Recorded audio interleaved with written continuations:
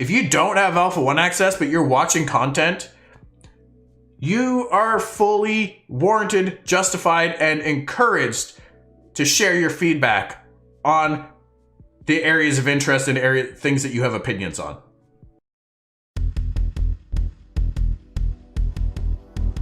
We've got a fun one today, okay? We are gonna talk about naval. Just anything and everything related to gameplay and Ashes of Creation on the water. If you got any points to bring up, do so. Please bring them up. Let me know. Let us know. Share your thoughts. Share your experiences in other games, what you liked, what you didn't like, how ships handled, what propelled them, what the controls are like, what was combat like on and off the ship, PvP, PvE, raids, whatever it is. Let's hear it, okay? Anything to do with water content today, that is the topic of discussion. There's a lot to talk about in terms of small nuances with naval combat. I haven't played a lot of naval content in games. I haven't played Sea of Thieves, okay? Arcade ship battles. I never played Arcade. I've heard that their ship battles were good. My buddy Nabastil, who you guys might see in chat here from time to time, he showed me some around Arcade on Discord stream one night, just to kind of show me some things that he thought were somewhat related to Ashes, or where some inspiration could be drawn from for the game. And we went and looked at his boats and things like that, and yeah, it looked cool. We didn't go and do any battles or anything, but the first time I played Sea of Thieves was amazing, so glad it gave me that memory. She'll be doing all content if possible. I'll be focused on building my galleon for the guild to use. Yeah, I got my buddies already planning on being a shipbuilder too. Now the cool thing is anybody can build a boat, right? Anybody can build a boat. You don't have, a shipbuilder is to boats what a carpenter is to your freehold. They build the features and additions and attachments that go on the boat. That's what the shipbuilder does, okay? Anybody can build the boat itself. There'll be blueprints that you can acquire to build your boat, and as long as you are on a coastal node that has leveled up, let's go look here, because the name is the crafting station, harbor crafting station, there you go. The harbor crafting station, if you go there, anybody can build a boat. As long as you got the blueprints and the materials, anybody can do it. Now, there's going to be lots of different tiers of things, and there's various components of the ship, and depending on the tiers that you go with, you will be able to put on various attachments, including weapons, defensive armaments, things to help improve your maneuverability and speed, durability, capacity, all these things. Those attachments are what your shipbuilders are going to make. That's the difference. And there will be a market for that. They will be able to sell their stuff. Obviously, they're going to be in more of a niche market because they're only just going to appeal to people that are in and around coastal nodes. But I have a sneaking suspicion that the coastal nodes are going to be quite popular. Coastal nodes and nodes near castles are going to be very popular. The raid ship battle sucks at time keep sinking my ship, crashing into other ships. Gotta get my ship building. What do you mean by going naval? For newbie, sorry. So by going naval, just being naval content, being aquatic content, anything on the water, or in the water, for that matter, on the water or in the water, is kind of what I'm referring to as going naval. It doesn't just necessarily mean being on a boat. There'll be raid bosses such as what's his name? What's his name? I think it's he who groveled. He who grovels is the name of the Kraken that is supposed to be out exploring the ocean somewhere. I suspect he will be a raid boss. I suspect that he might have some relics or ties to the Light Pact. Okay, based on APOC lore. We did do a video on that one a while ago. Be sure to go check it out on the YouTube channel. I think it was called Treasure Hunting Light Pact or something like that. So we expect that he will be out there where, it's hard to say. He could be a roamer. He might not. I plan on being a shipbuilder. I have a hunch that shipbuilders will possibly be making ship repair kits. Likely, yes. Ship repair kits will be a thing. Now that is something else. There is mariner classes, and boat repair is... Now, these are obviously subject to a lot of testing and configuration. These are an early stage of planning from 3 years ago. So these mariner classes might completely change and adjust over time. But boat repair is one of them. And yes, repair kits could very much be created by shipbuilders and as absolutely would be in very high demand. Can I pre-order ship repair kits now? You have to put your pre-order in with Psychophobic. Maybe he will get a store going offline where he can sell his stuff for in-game currency, of course, obviously not for real money. Coastal Node. Yeah, Coastal Node is I'm leaning towards as well. And I'm really torn because I really want to be in the PvP scene, and the bounty hunter system intrigues me. You know, the arenas I really wanted to be a part of. So I'm torn between a militaristic node and an economic node right now, because I feel like the economic nodes will be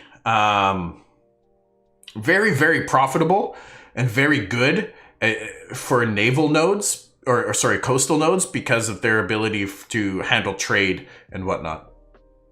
Will naval content be similar to Sea of Thieves or what? That, honestly, that is why I need to play Sea of Thieves, to get a little bit more experience and understanding of what it could be. Anybody that has played Sea of Thieves will probably be able to speak to that a little bit better, Glockter, than I can. But this is one of my biggest curiosities, and I want to know what you guys think about this. So I've been playing Valheim recently. We've been driving boats around a little bit more. And the boats there are rudimentary. They're basic boats, right? They're a simple sailboat or a raft. You have your rudder paddle that you could go at a very, very slow pace by paddling your single paddle. Or you put up the sails, and if you have favorable wind conditions, you sail around. Now, I want to know what you guys think about propulsion systems within the game. Do you want that realism of having that wind to drive your sails, but if the wind is not favorable, or like if it's blowing against you in your face, you're obviously not sailing forward anymore. Okay? If there's no wind at all, you're dead in the water. Or do you want it to just be you put up your sails and you just go at whatever at a couple different presets of speed based on the size of your ship and your attachments and whatnot? Is it do you have the big oars coming out the side of the boat, the side of the hull, where you can either hire NPCs or staff it with your guild members or other crew members to go in and paddle and row your boat for maneuverability? Is it going to be a little bit more magical or powered by the essence, if you will, similar to what cannons will be? Cannons, we already know, aren't going to be combustion based. They are going to be magic based. Okay, you're not going to light a fuse and ignite the gunpowder and launch cannonball. It's going to fire concentrated magic or essence out of the cannon. Where do you guys want to see? Personally, I like the idea of I like the realism of the wind. It adds a neat element to it, but I can see it being very frustrating as well. There's been many times where, because the wind has been unfavorable, we're in the middle of the water. I can get up, I can go to the washroom, I come back, and nothing has happened. We're not going anywhere. To me, that kind of does impact the game experience to an extent. So wind needs, if that's the way it's going to be, it needs to shift often enough that you're not sitting there for 10, 15, 20 minutes dead in the water. Or there needs to be an alternate propulsion system that, might not be ideal, might not be as fast or as maneuverable, but you can at least move and continue to make headway. They're comparing Ashes to Sea of Thieves for ship battles. I could have sworn someone said it was more Atlas-like. I'm not familiar with that. I know Arcage is a big influence for the game and Lineage and things like that. So, well, we're going to have to wait and see. I don't even know Naval Content is, they were hoping to be able to have that in Ashes. We've seen some buoyancy and physics testing in the recent dev stream. So there is a chance that we're going to see some very basic first iterations of naval content, or at least boats in the game. And that's going to be very much for a testing to provide feedback. Anything in every subject, but mechanics wise is giving me Sea of Thieves vibes. Okay. Or is that way it sticks but to the age? It would be very, I love the idea of that, especially on the big, like a big galleon, being able to hire a bunch of NPCs to paddle your oars around to move you. That would be super cool, right? I don't know that everybody's going to be able to be pleased by the system. In arcades, the ship speed is based on size and weight on board, but the wind just make you move faster. Okay. Atlas is an open world pirate styled game. It's Ark, but with islands, pirates, ghost ship, and different PvE stuff to do. Oh, okay, neat. You make your own different ships, different versions of them, and each one has its own benefit. That's cool. I'm really excited for Mariner classes. I think that is going to be super awesome. And I really want to make sure that, you know, the classes feel dynamic enough, but also very engaging, and that you have a fun, fulfilling role on the ship. I'm excited for the different classes. Honestly, I have no idea what I'm going to play. Just going to be experimental. That's the big thing, right? Is going to have to play around with it. Like a gunnery sergeant on the ship sounds like a lot of fun, right? Obviously, captain, piloting the ship seems really cool. But what I'm really curious about is what, because you'll be able to specialize into different trees of the class, similar to how artisan classes grow. What do these skill trees offer? Like if you're a navigation class, do you see things on the map, in the sky, that other classes can't see? That if you're not that level of navigation class, that no people can't see that stuff? Like maybe you can navigate through the stars better because you can see paths or directions in the stars that visually are not there to other people, to other classes. You know, if you're a gunnery sergeant, can you shoot farther and do more damage with your weapons than somebody who is not a gunnery sergeant, but still decides to pick up arms on the ship? Or do you just simply not even get access? Can you not even interact with that item if you're not part of that class? In Arcade, one need to make the ammo for the cannons. I wonder how that's going to work for magic-based cannon. I feel like they're just going to work. There will probably be like a global cooldown, or a cooldown to how often you can shoot any specific cannon. Obviously, if you maybe it's like a 3-second cooldown, and you'll have 3 cannons lined up, so you just boom, boom, boom, boom, boom, boom, boom, boom, boom. One person can man all 3 cannons, kind of thing. Maps have more information depending on the class. Like this is what's really cool, right? You'll have a ship components expert. I don't know what that's going to be. Utility-based skills, defensive skills. Like, I feel like a lot of this stuff might just be general ideas of things that can be incorporated into classes. I don't think these bottom 3 really would warrant in 3 individual classes for those items. That seems too niche, if you ask me. I do worry about things being overly complicated and there just being too much in the game for people to choose and to do. Maps have more information depending on class. Maybe set it up where you are that class. They have to purchase a crew to help man the ship. I think they positions, not classes. I like the idea of having to deck out a crew to man a ship. I hope that you can hire NPCs, at least on a more basic level, to fulfill roles on the ship. So I'm really excited about that. There's a lot of potential there, and it's going to be very, very important throughout Alpha 1 to provide feedback on it. Now, having said that, whether you have Alpha 1 access or not does not justify your feedback.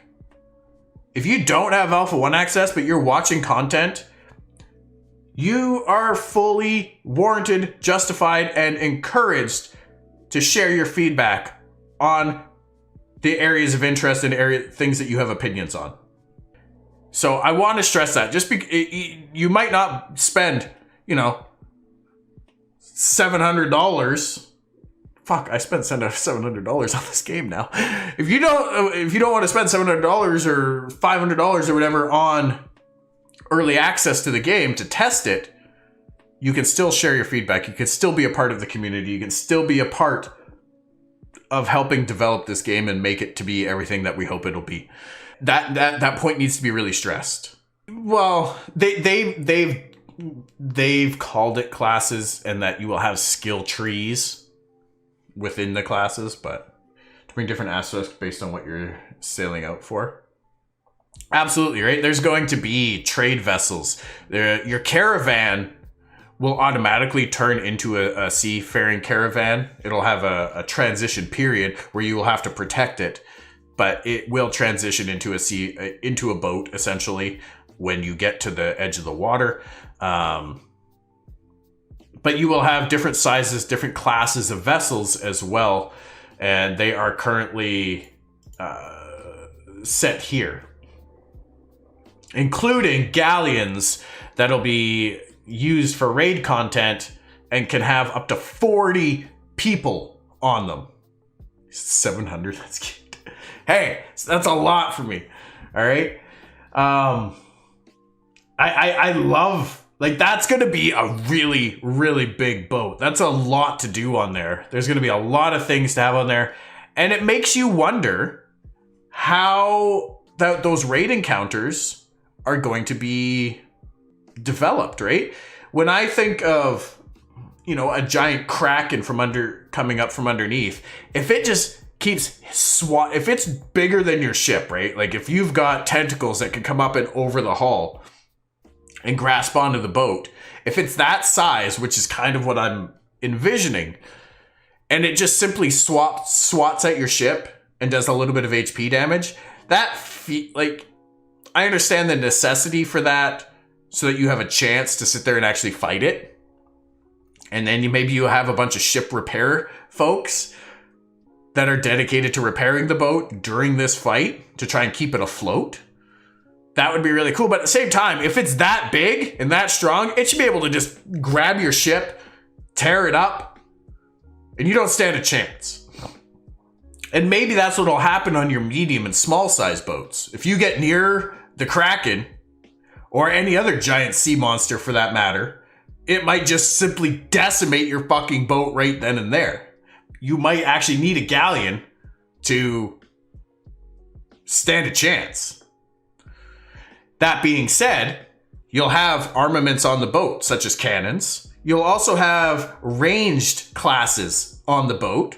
So your rangers, your mages, your summoners, cleric, I guess to an extent, that'll be able to do damage to anything that's within range, I would imagine, over the edge of the boat. So your fighters, your tanks, will more likely, your rogues will be the ones to man the cannons. So bear that in mind.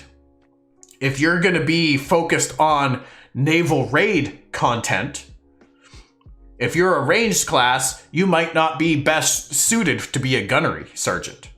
That might be better reserved for your melee classes because they are not going to be able to swing their weapons and hit the boss or do any significant amount of damage to it with their ranged weapons because that's not their specialty. Don't cross an ocean in real time. We'll see. It's a 400 square kilometer map is the proposed map size for the finished version of the game. In Arcade, when you do a raid boss, you have about 30 people on the ship. On to drive 8 on the cannons. The rest are to repair and fight off the ad that get on the ship. Also ranged can attack the boss. Okay, so pretty standard expectation there. There's practically no fast travel, only between certain types of huge cities, I believe. Scientific metropolises will have fast travel and can have airships, I believe. But those airships will still be meaningful travel time. It's not just going to be travel for 5 seconds, teleport, loading screen, and then boom, you're on the other side of the world, travel for 5 seconds and dock. It's going to be a meaningful travel system where PvP can still happen on that ship and you can drop your shit and be looted. Similar to how you would in any other part of the open world. It's exactly the same corruption-based open world PvP. So, yeah, fast travel is very, very restricted and limited in the game. Naval battles is making me rethink being melee as fighter.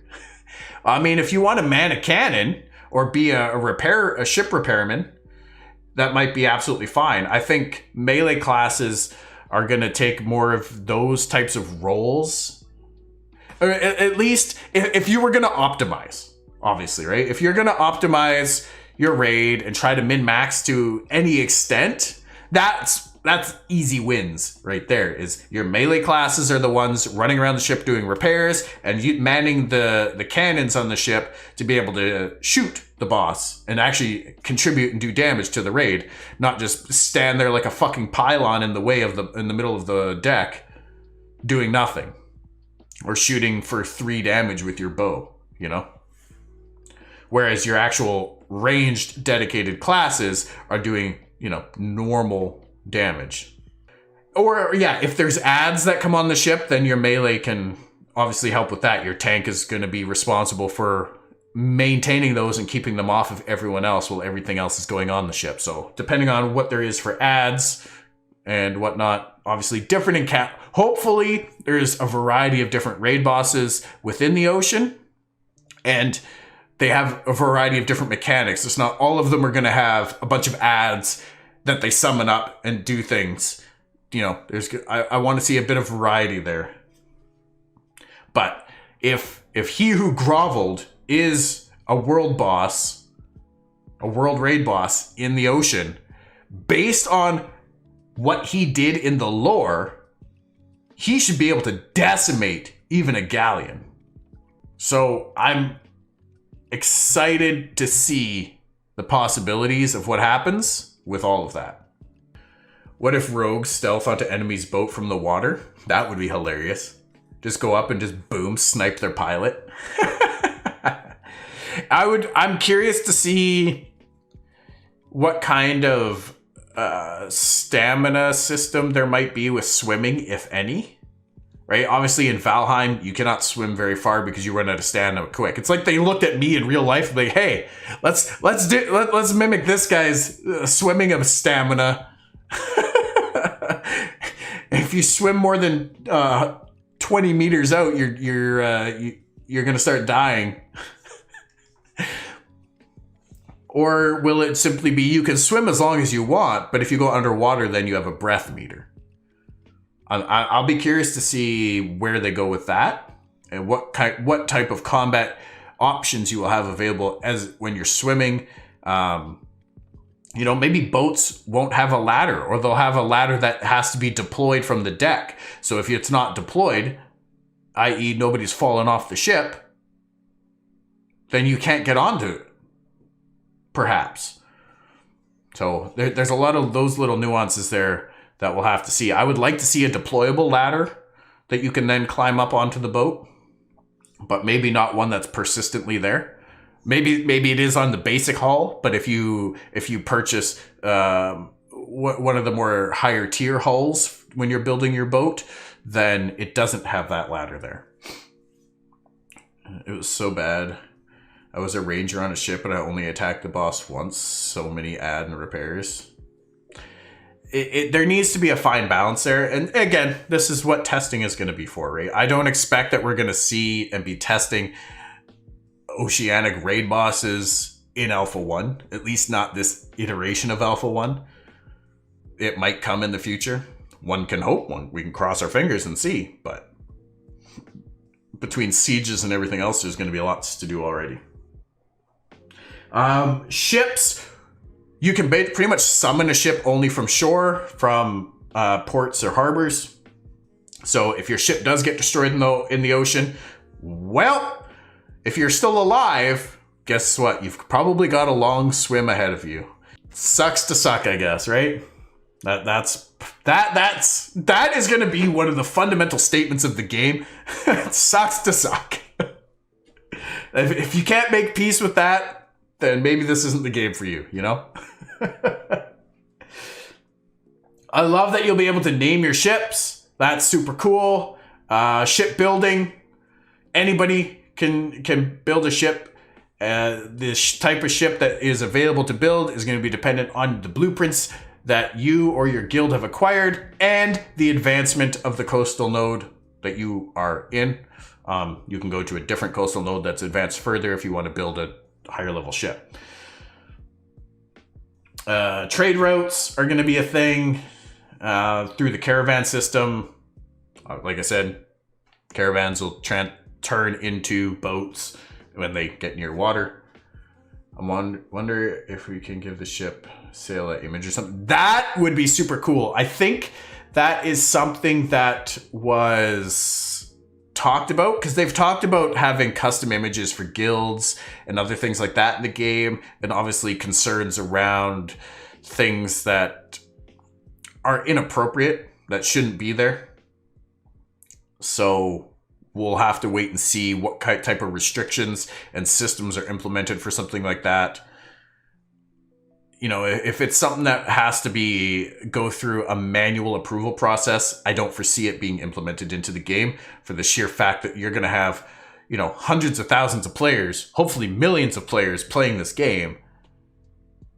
And if you had thousands of guilds or thousands and hundreds of thousands of people submitting images to be approved to go on your ship sales or be used for guild icons or on your freeholds or whatever else, that's costs way too much money to staff people to do that.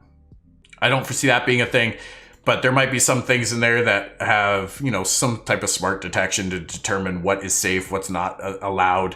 Even if maybe it might even be a custom image builder that you can build within the game that prevents certain text or things like that. So we'll have to see, but I do expect that in time we'll be able to put semi-custom images at least on our sales, and that would be super cool. Absolutely want to have that. Maybe your shipbuilder has an insignia, because we already know that artisans like an armor crafter or a weaponsmith, they will be able to stamp their crafted items with an insignia that resembles them.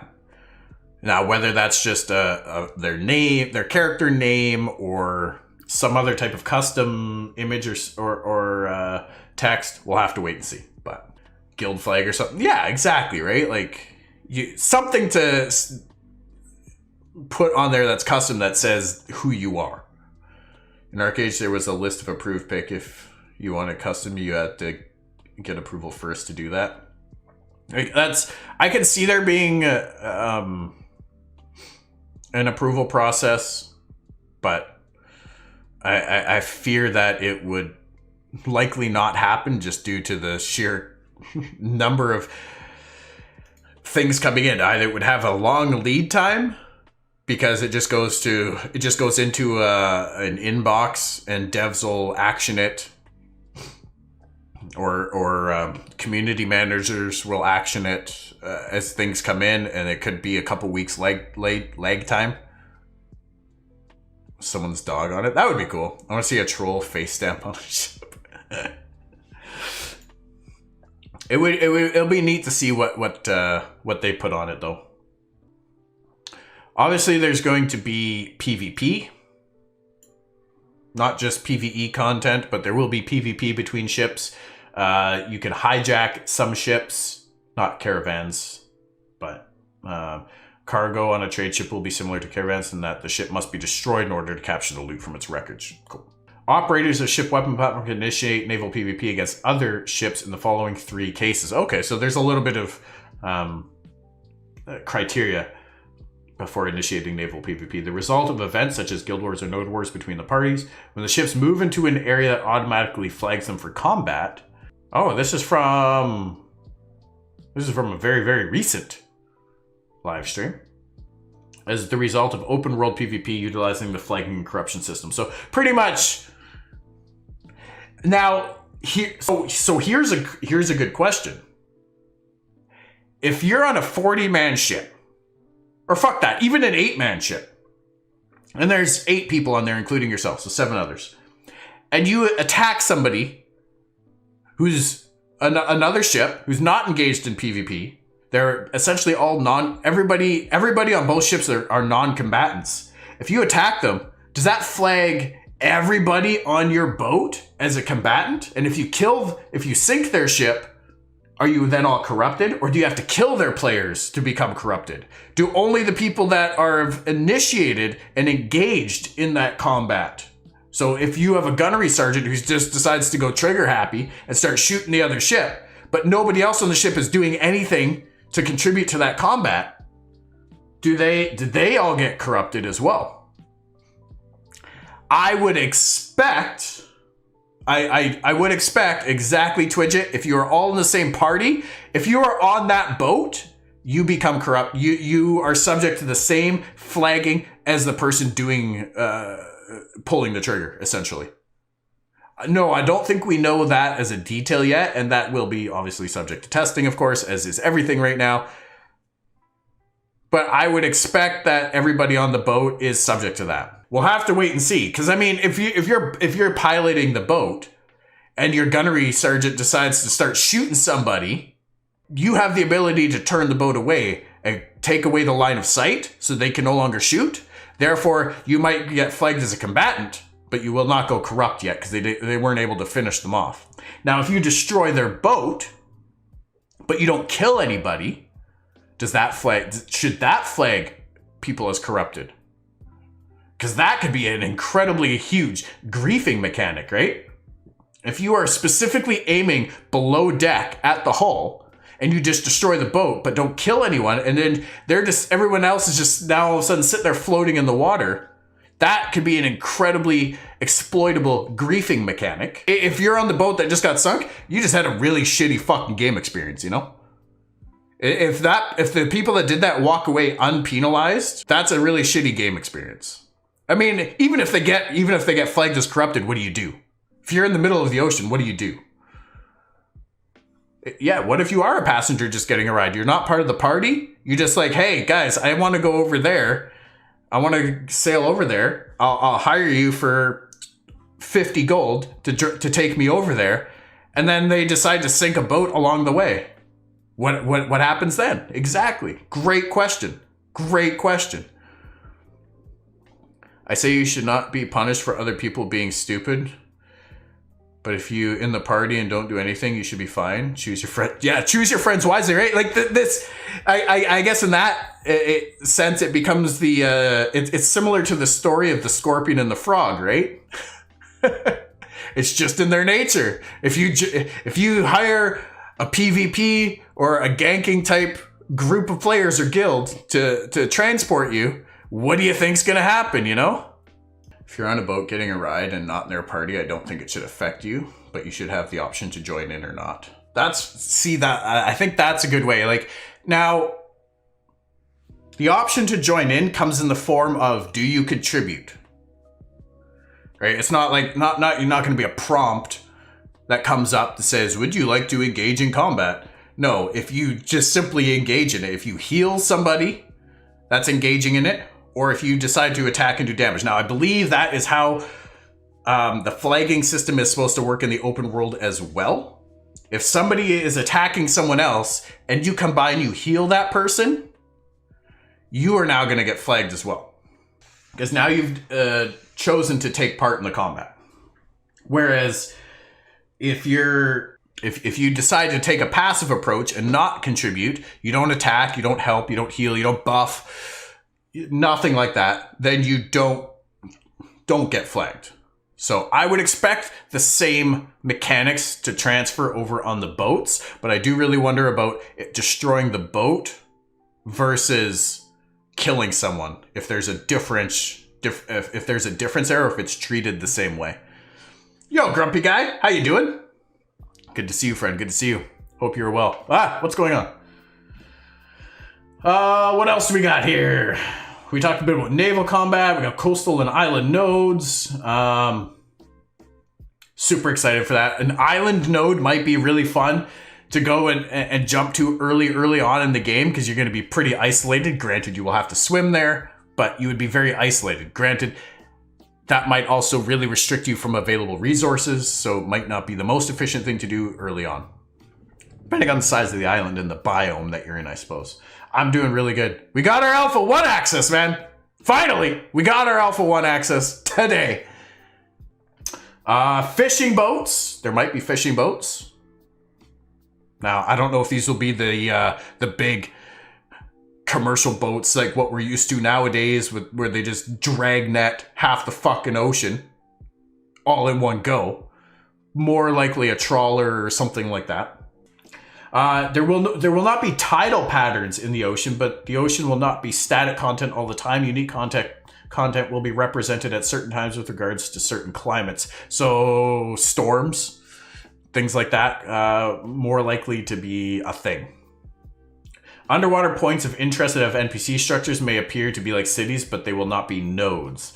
There won't be nodes underwater or in the water. So it's not going to be water world out there, okay? Underwater dungeons will be a thing. So there will be underwater caves and structures, okay?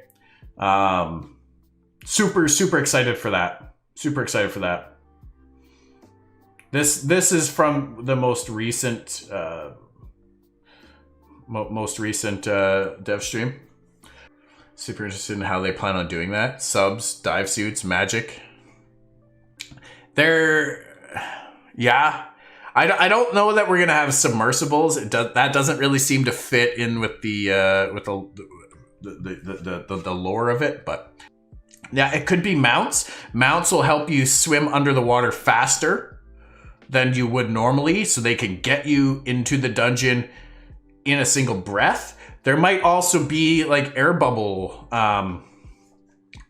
geyser type structures under the water as a natural part of the environment that you can strategically stop in those to catch your breath again to continue on. I know they have that in some games. Mages cast air bubble around your head. Exactly. There could be an underwater breathing type spell or ability that can be cast by certain members. And, you know, we already know that content is designed, like dungeon content and everything is designed around a full party of 8 for one of each main archetype. So the class diversity is very, very much proposed there. You know, maybe the bards will be able to sing a song where you're just like, I can't drown, I'm invincible. Potions, absolutely, there's potions. Eat some gillyweed. So there's lots of possibilities that could lead to that. And chances are, if you're engaging in naval content, whether it's above the surface or below, you're going to want to have that stuff with you. Because if your ship gets destroyed and you're not dead, you might want to have some of that stuff with you just in case to help you, you know, swim back to land. So you can just put auto run on and just point in the direction and go. Put that on, and if you walk away and come back 5 minutes later and you're under the water for whatever reason, you're not just dead. Because that would suck. That would really suck. I'm leaning towards Ranger right now. That is the plan.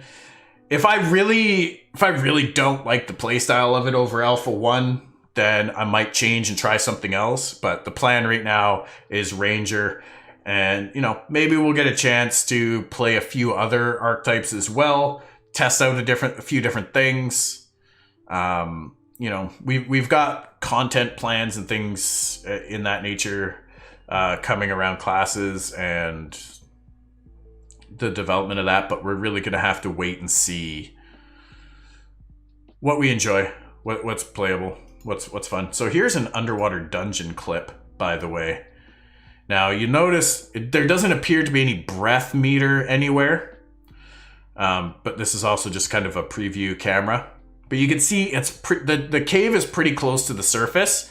It does go a long ways in though, but it could be strategically just long enough to get underwater swimming before your next breath.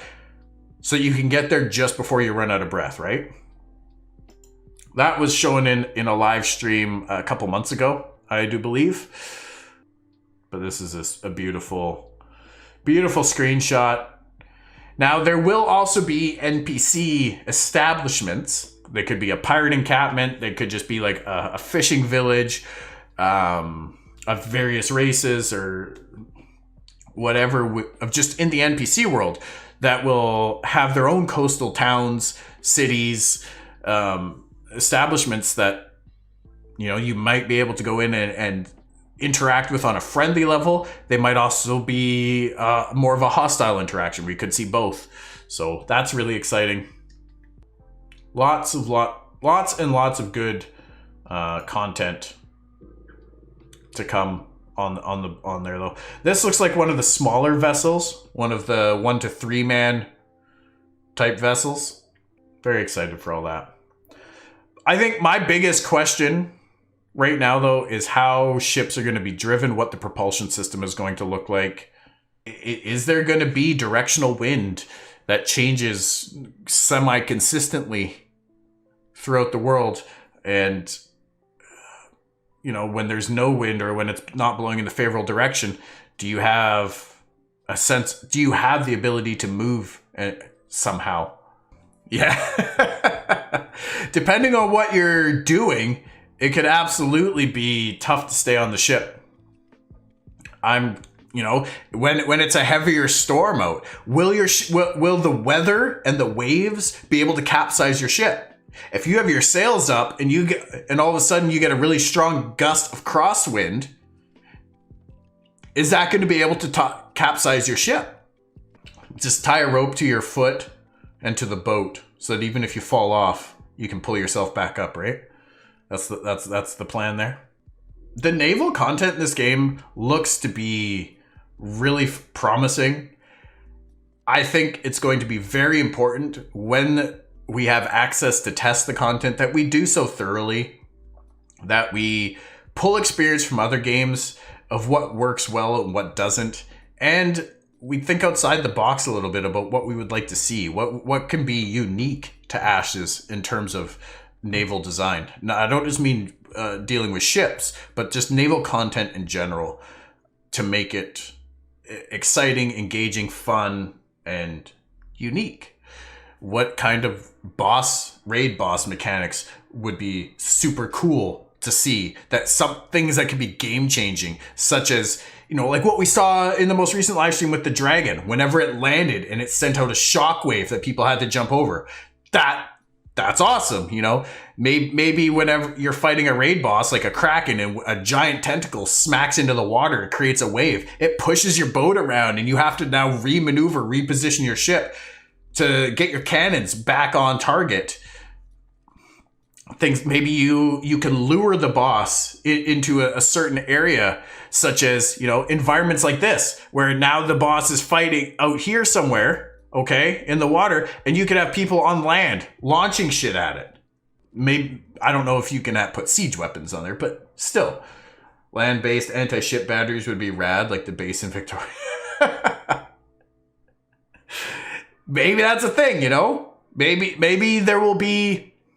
How cool would that be to go and siege a node, a coastal node, from the ocean, from the water? And maybe on your 40-man galleon, you could have a trebuchet. Or you just have a shit ton of the cannons that can actually take down city walls. You broke my city wall! So that would be, you know, things like that would be super cool. Super cool. But then the city has defenses, exactly, that can then combat those ships at a similar range. If they have that, I would be in for sure. Like, that would be so fun. I want to form a shield wall to fill the gap in the wall. Hey, maybe if you get 8 tanks together during a node siege or a castle siege, you could do that. You could have that superpower shield wall or whatever. But that would be super, super fun. I hope we do get... I hadn't even talked or thought about node sieges from the water, but that has to be a thing. That has to be a fun and functional thing from both aspects, because it could be a lot of fun to try and defend it. You know, maybe you can destroy the docks and things like that with the cannons. Now, they can't put ships out to have a front line of defense anymore. Once you destroy them, they can't respawn them. You know, all kinds of cool progressive battle systems could be there. Now, what happens when you die on the ship? Where do you respawn? You know, things like that could be a little bit more difficult. Maybe you respawn on the land somewhat nearby. So that now you, when as the node, as a defender, you destroy the ships and kill the people, the crew on the ships. Now they respawn on the other side. Now they're assaulting from land on the other side of your city. Now your defenses have to shift to the other side of the city as well. Or you could have a coordinated effort where you're coming from both sides at the same time. Super, super cool potential for how that coastal node siege could happen. It could be really dynamic. Ships needed to block the harbor from invaders. You could do that. Set up a physical line of ships in the harbor. Form a shield wall on one end of bridge. Rogues attack from behind. Super trap. That could be an epic first line of defense.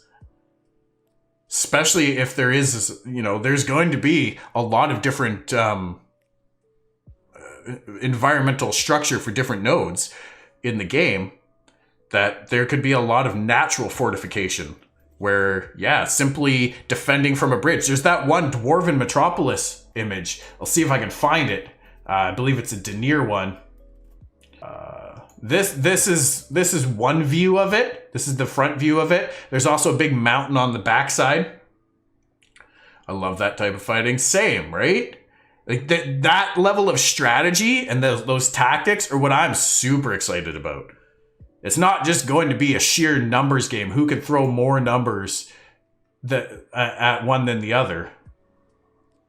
This is also more concept art from the same city. So you can see there's the bridge, and it's a huge canyon here that runs around, right? That's more of the same. This is it here. This is again, the same image, or the same city rather, right? But you see it's got the big canyon here, and it's got the mountain on the backside. So you literally have a bridge and then two sides to defend on. Like, this is a pretty strong fortification. 24-hour stream when it launched. 24-hour stream would be super cool. I'm old. I'm tired all the time. So even if I had 24 hours that I could dedicate to a stream, I guarantee you I wouldn't be staying awake. So, you know, I'm here when I can be. I'm on a schedule, and that's how it is. So I try to meet quantity with quality very, very hard, and that's going to be the challenge. I do have goals that I have set in place. You know, I do 3 streams a week. I do a YouTube video once a week. That is not going to change or slow down, I expect. But there will be a little bit of additional stuff happening, obviously, as we get into the game, get access to content and whatnot. Right now, a lot of my YouTube videos are these streams cut up for the topic that we're mainly focused on, with relevant tangents, and put up on the YouTube channel.